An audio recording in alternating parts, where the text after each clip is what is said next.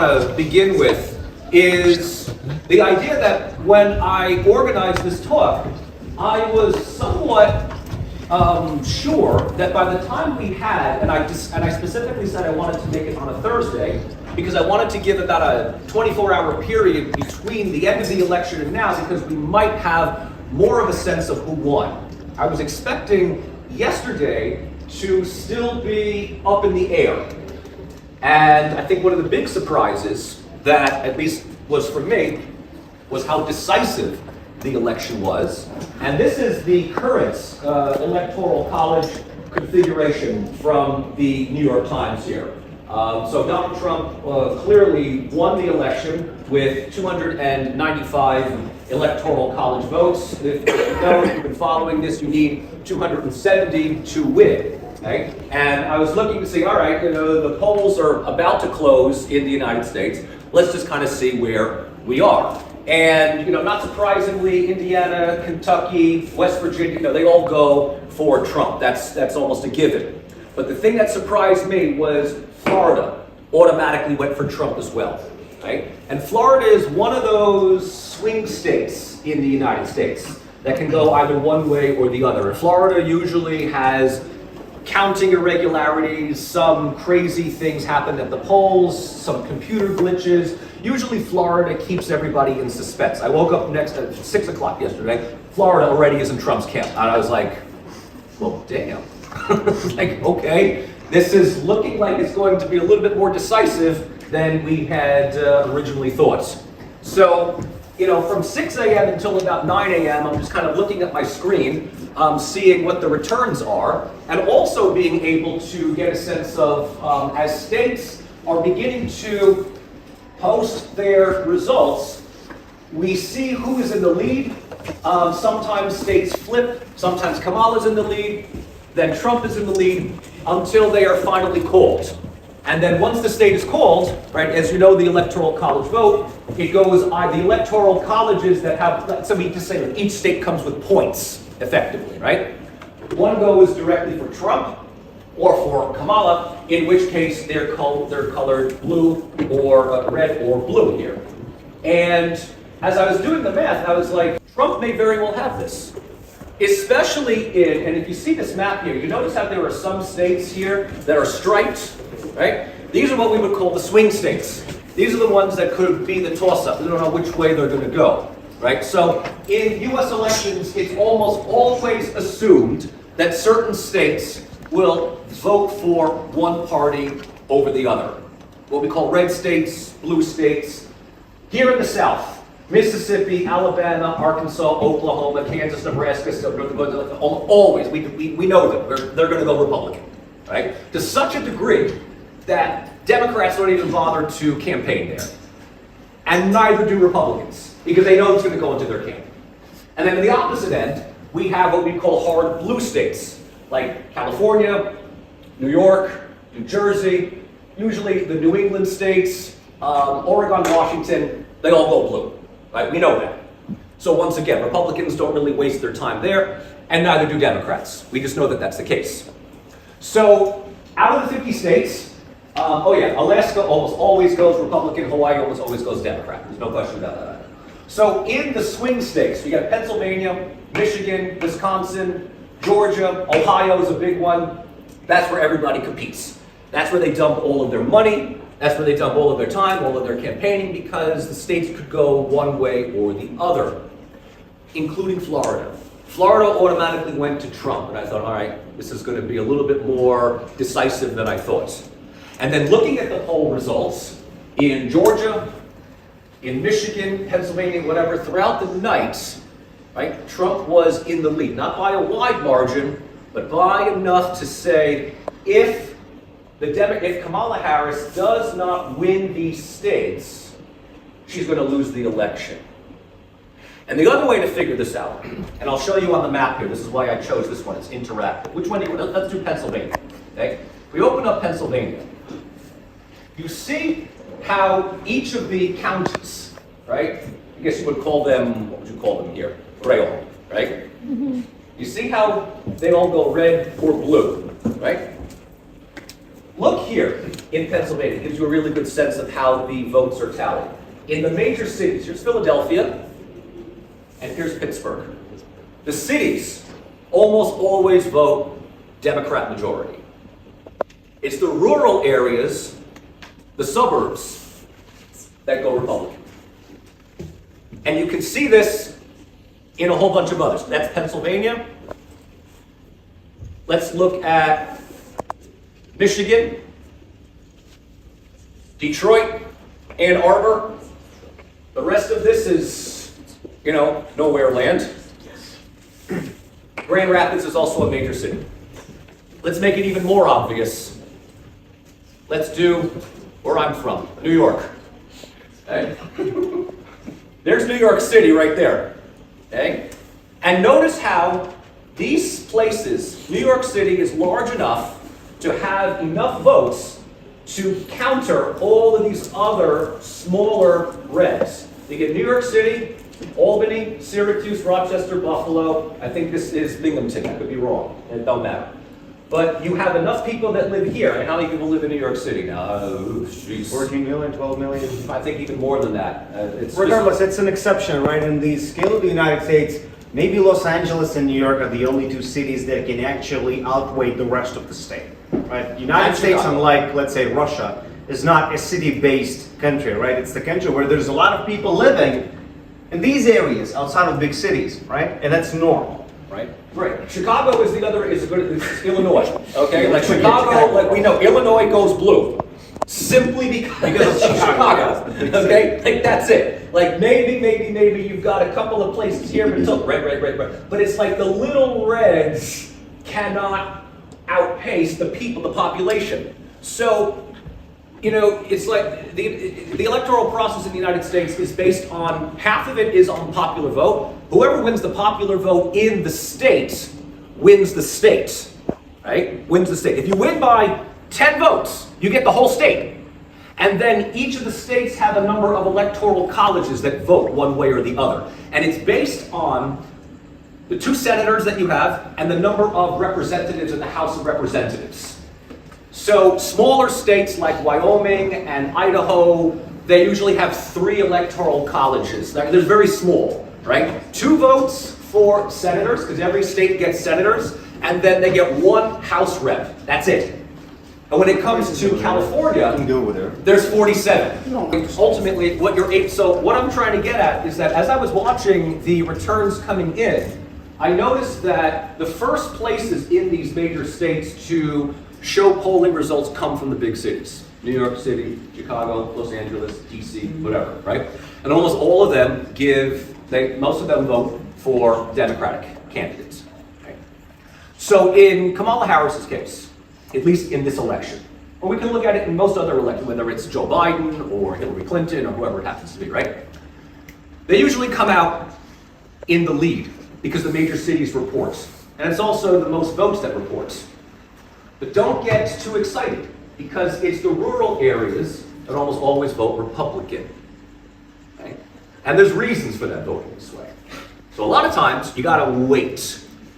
Because initially, in states like Pennsylvania, and Wisconsin, and Michigan, she was in the lead.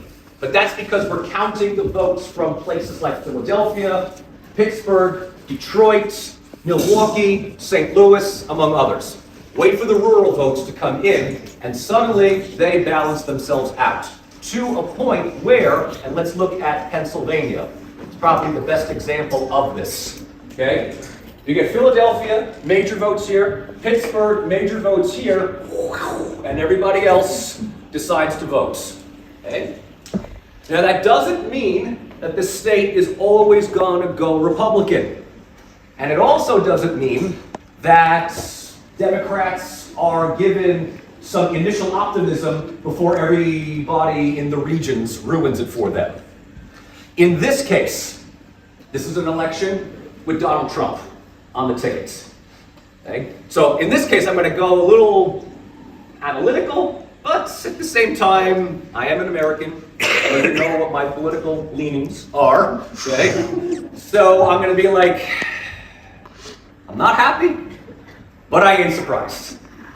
I'm not happy, I ain't surprised. Why is that? Because Donald Trump is not just your typical political candidates. Whether you admire him or whether you hate him, the one thing that you cannot deny, he is quite possibly the most influential, charismatic figure in modern American history since Ronald Reagan. Since Ronald Reagan. Puts everyone else to shame. Some people can't figure out why. And usually those are the people that are currently today still in shock over the election. Those on the right understand why. Those on the left also understand why, but aren't happy with it. And in this case, we're talking about somebody who, for right or for wrong, has a messianic cult of personality behind him. Trump voters in the United States are fanatical. They're fanatically loyal to Trump. They love the guy. Not because he's a Republican, but because he's Donald Trump. Why? Just, they have their reasons. They absolutely have their reasons. So, the fact that he's on the ballot is the reason why there are so many people that came out to vote for him. They're not voting for the Republican Party, they're voting for Donald Trump. On the other end of the spectrum, I have to say this, because now people are thinking about how did the Democratic Party lose? How did this come about?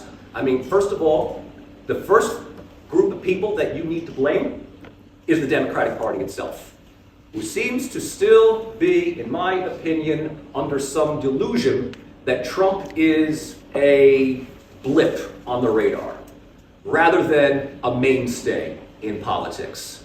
And Trump is not unique in this sense, right? If you've been following political trends throughout the world, Europe, Western Europe, Eastern Europe, Latin America, among others, you know that politics today is based less on logic and more on emotion. And when you have a charismatic, emotional politician, whether it's Viktor Orban in Hungary, Vladimir Putin in Russia, Erdogan in Turkey, Vučić in Serbia, Milei in Argentina, who else can we think of? Bolsonaro in Brazil, who is already gone. Bolsonaro, yes, but Modi also in Slovakia, right? There's a bunch of countries that is... Modi in India, absolutely. Yeah, okay. And So- I don't know if we would really Largely populist now. But largely they're populists, right? Largely they're populists that cater to this notion of, national conservatism. Or for those of you who have had me in my class, what I like to call adhering to the 4 Fs. Faith, family, flag, and fatherland. Hey, it works. It works. And who is he running against in the United States? An avatar. Somebody who is basically, we all know, who is told what to say by the party, because when she goes off script, she makes no sense. I hate to say this.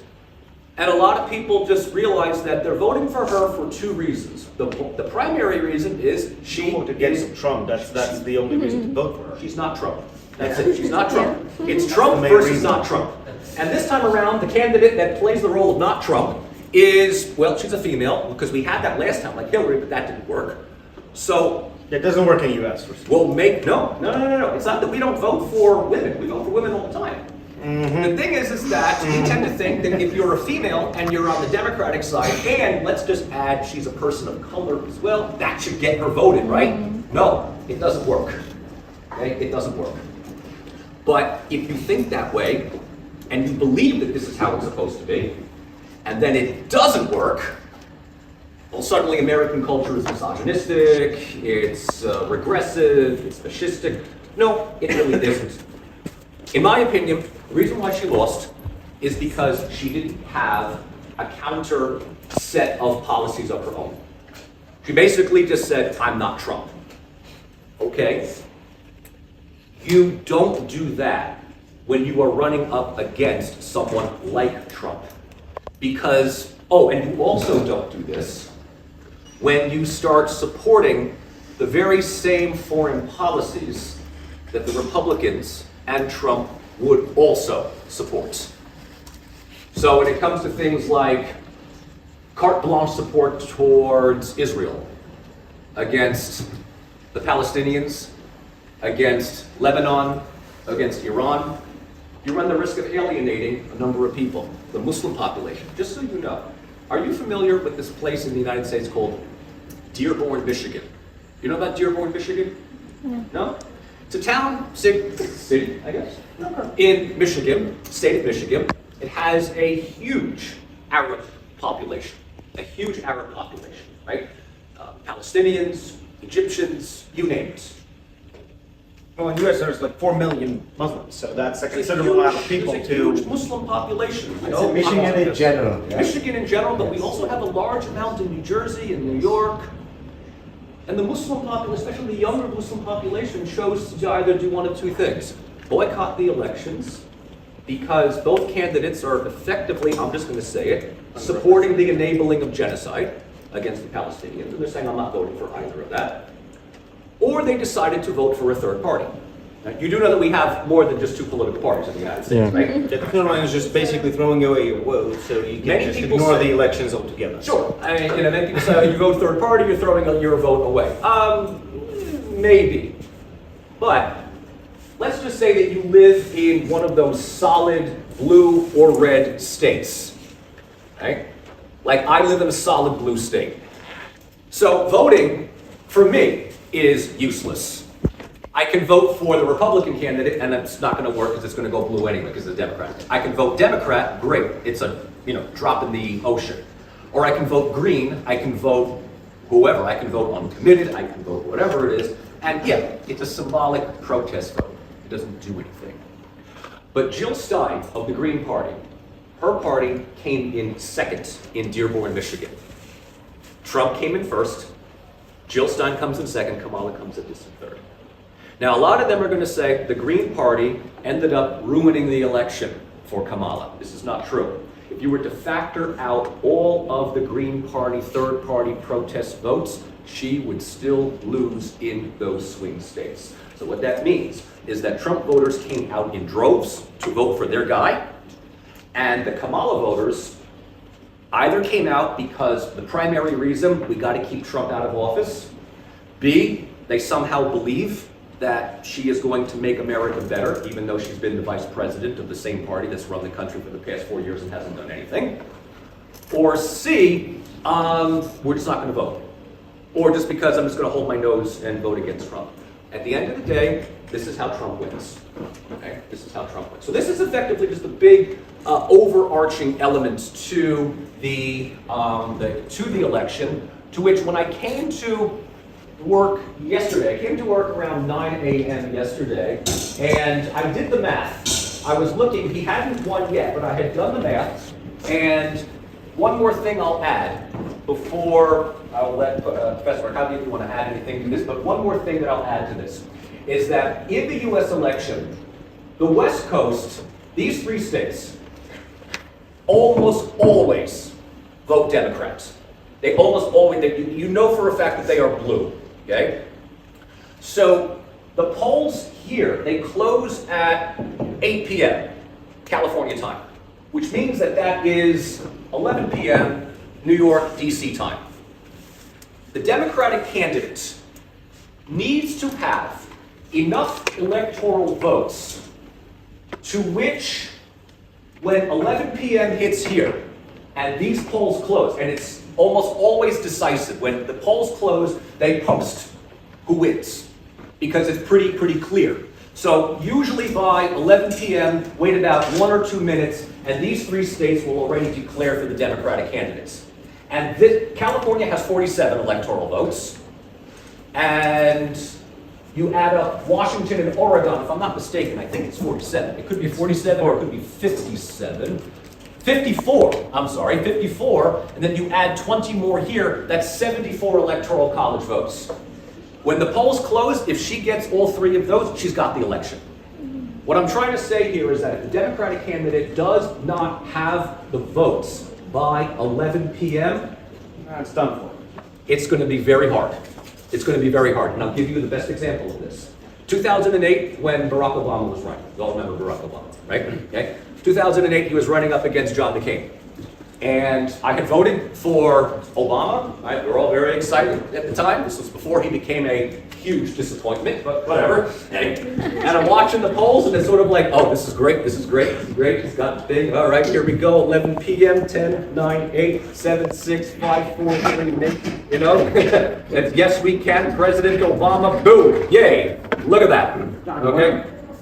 No, yeah. So one of the things to keep in mind, like we talked about states and how, okay, Donald Trump wins the states thanks to rural areas, the people who are not living in the big cities, et cetera, et cetera, et cetera. Some of you might have gotten the idea that maybe that's that particular kind of American democracy where it's not how people, you know, what people want, but what the Electoral College decides, right? Not particularly with this election. If we talk about the previous election when the Trump was running against Hillary, he actually lost the popular vote. That was the major point of tension because Hillary had 3 million votes more than Trump. So that kind of gives you an idea that, oh, that's an imperfect democracy, there's, you know, yada, yada, yada. This election, that has nothing to do with it because he actually had one of the, if I'm not mistaken, the history level victory with 5 million votes more than Kamala Harris. Yes. So that's annihilation right there, right? Yes. So the nation has voted for Trump. It's not that he tricked some states into, you know, it's not some particularly smart plan that he had. It's literally the nation that voted for Trump, while most of the political analysts were considering that he's actually going to lose by a small margin. Yes. The fact of the matter is, why is that important? Because people who do this political analysis have royally screwed up. Right? Again. But the thing is, they have failed to realize one important thing. The important thing is that people vote for Trump for their own reasons. There's certain social stratus that they don't and can't, particularly for some reason, take into account. There's a bunch of people living in America that vote for Trump specifically because, well, I guess their life suggests that this is who they want to vote for. One of the possible reasons, I don't know, just an idea. One of the reasons is that for so long, Americans have had that choice. You know, you all watch South Park, right? So, two candidates, none of which really represent you. Who do you vote for? You can probably take that, you know, one electoral race, okay, second electoral race, so okay, 4, 5, 10, how many of them will you be okay with the fact that the candidate running for presidency doesn't represent you? Well, probably at some point you'll be done with it, right? You'll vote for the candidate that seems to be a little less of a person from establishment. So that's what Trump really is. So as Michael just said, people weren't voting for the Republicans. People specifically voted for the person, for Trump. Because he, again, unlike everybody else, he at least tries. Yes, sure. Sometimes he lies, sometimes he manipulates, but sometimes he says something that you don't expect politicians to say, like the fact that he used tax cuts.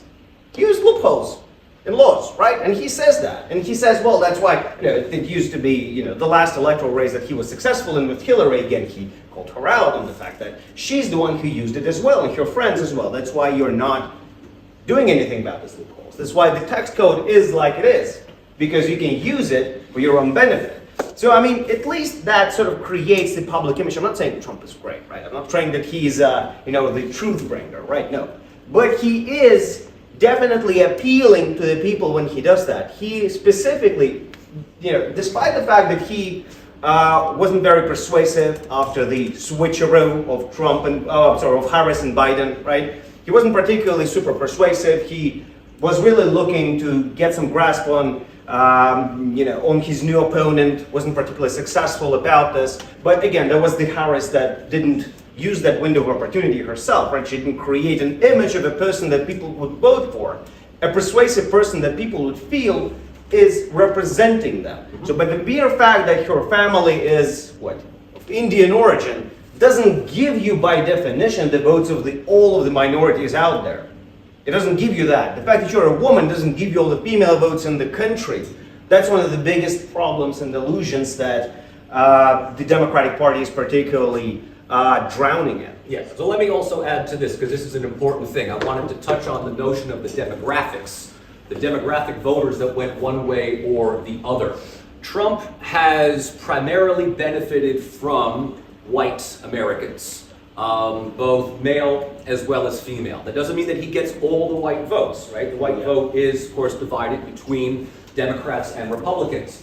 Primarily, however, white voters who tend to vote Democrat are what I like to refer to as the professional and the tenured managerial class. So these are people with either college degrees or even more so advanced degrees. They tend to be more educated. They tend to be urban dwellers. They tend to also live in far higher socioeconomic centers. Now, that doesn't necessarily mean that they're dumber. In many cases, they have reasons for voting for Trump. And I've gone on record to say many times, I've had plenty of conversations, great, fascinating conversations with dyed-in-the-wool Trump voters. There's unapologetic, okay, not the white supremacist racist ones, right? Those you can't talk to. But like the working class voters who vote for Trump. I can understand them. The professional managerial class that votes for the Democratic camp, it's more because that party perpetuates their economic convenience. For them, it's a status quo. For them, it's, the big problem in the United States today is that there's a small group of people that benefit from the current status quo, and there's a lot that don't. And a lot of them vote Republican because Trump has created this convincing narrative that if you vote for him, mind you, he's a billionaire. He's part of the managerial class. He is part of corporate America. The man, lives and breathes the free markets. And yet, for whatever reason, he has managed to capture the votes of the working class. And then on the other side of this coin, right, you have more of the socialist, left-wingy, Marxian type of politician. The closest that we have, or had, was someone called Bernie Sanders. I don't know if any of you have heard of Bernie Sanders before, right? He's still around. He's still around, and unfortunately, he has, okay, look, I will never not love the man, but he has compromised a lot of his message by basically telling people to vote for Biden and to vote for Harris, simply to say, don't vote for Trump. And a lot of his supporters are saying, Bernie, you trained us too well. You trained us too well to vote for the kulaks, to vote for the bourgeois. Okay, we are proletariats, and we might do this, but we've got this thing against genocide. Okay, and this was another thing that we need to think about, is that what ultimately did Harris in was not taking the Palestinian issue enough. In fact, she didn't even take it at all. And it has not, I don't want you to say that Palestinians or Arabs or whatever undid the election. But the fact that she gave absolutely no attention whatsoever to this obvious issue that her own government, her own party, for 4 years has been enabling. And then, at the same time, you talk about the plight of Ukraine. Ukraine is a problem, but we don't talk about Palestine. In this day and age, right, many people are saying, I see the gaslighting. It just doesn't work. Could you at least talk about it? Nope, nothing whatsoever. We're sticking with Israel. Okay, fine. You play to your donors. In that case, I don't have any reason to vote for you. And that's one of the reasons that did her. The second reason, the demographics. The Democratic Party tends to think that the Republican Party is simply the party of whites. It is no longer.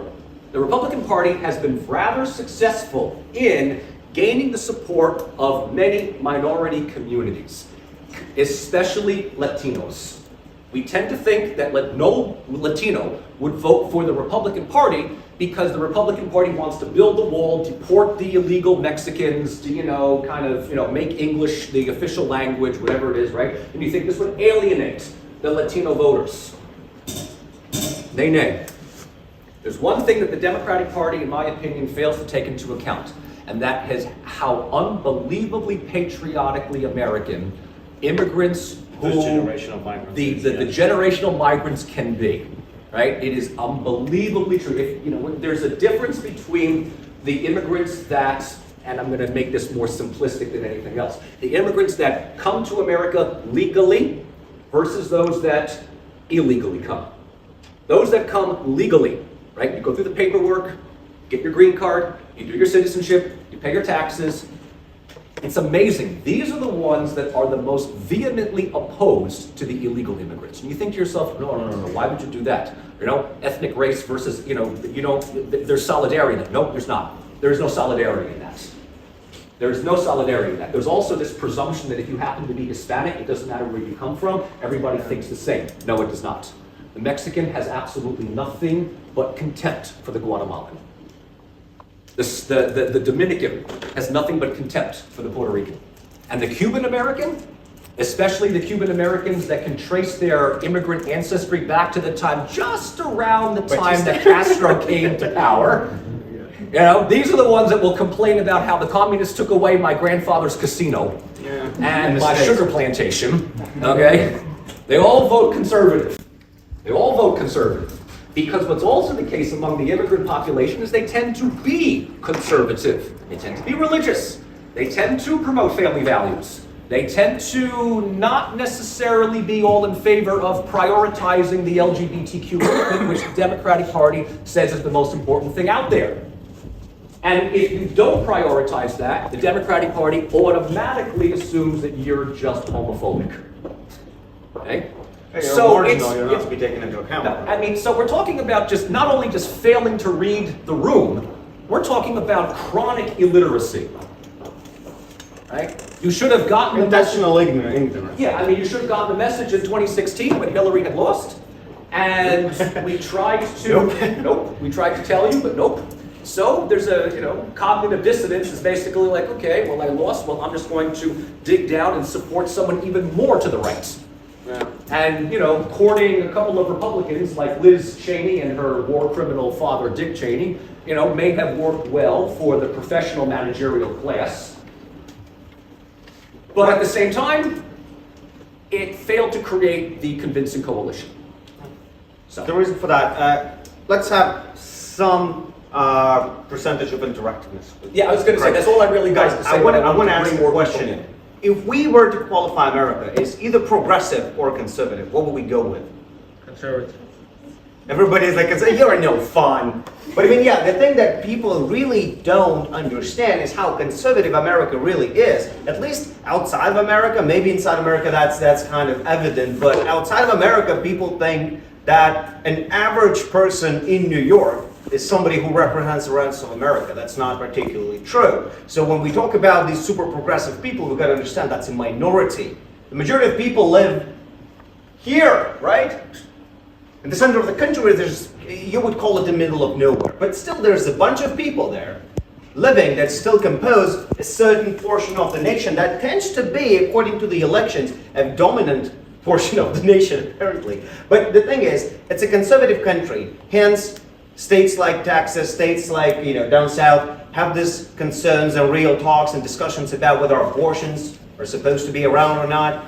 It's, you would look at it like, oh my God, are we in the 19th century back again? But no, that's actually normal for that sort of society where a bunch of people legitimately go to church every Sunday and Saturday, whatever, whenever you're supposed to go to church. I'm a Russian, our relation to the church is, it's weird, right? But anyway, compared to any of the countries that you would normally call in the world conservative, America is one of the very, very conservative countries. So hence, the message that Trump sends, once again, does appeal to these people a lot more than Harris that failed to figure out what to do, how to appeal to the people, to the crowd. What is your crowd? What is your population that you are appealing to? Well, apparently, yes, she did a very bad job in trying to connect herself to the voter base. Anyway, so this is, I think we're more or less done with explaining the